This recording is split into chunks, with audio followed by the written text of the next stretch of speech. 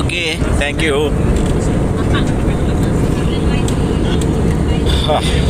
এরা যতটুকু কোকাকোলা দিয়েছিল অতটুকু আমার হচ্ছিল না, তাই আবার একটু কোকাকোলা এদের থেকে নিলাম 1 গ্লাস।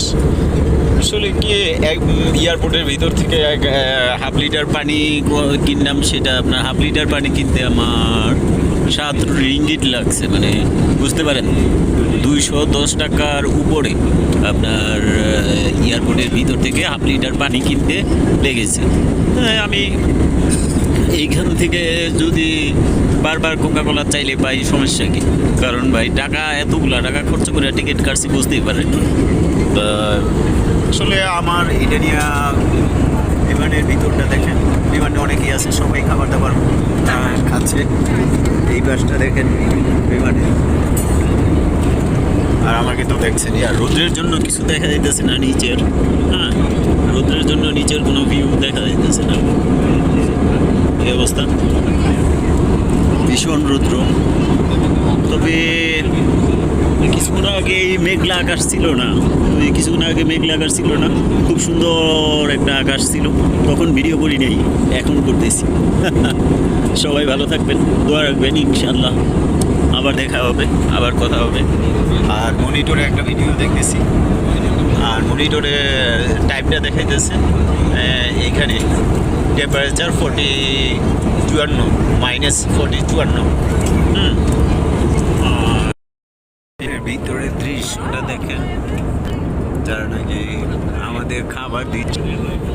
খাবার খাওয়া ফিনিশ, এখন খাবার দাবার খাওয়া শেষে এখন ওনারা আবার চার অপেক্ষায় আছি।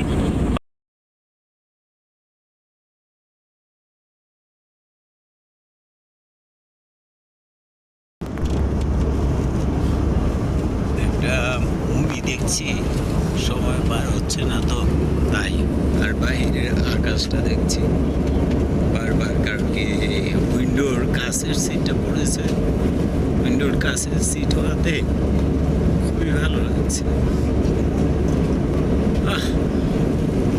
আর ওদের যে চা, সেলিয়ন টি, এত টেস্টি, এত ফাইন, কি বলবো। এইটার দিয়ে আকাশটা দেখাই, অসাধারণ সুন্দর।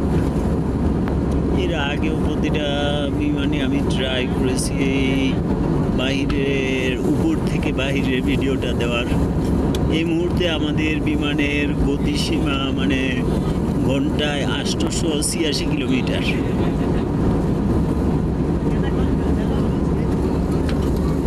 অনেক সুন্দর একটা আকাশ দেখতে পাচ্ছি আমরা, অসাধারণ দেখার মতো।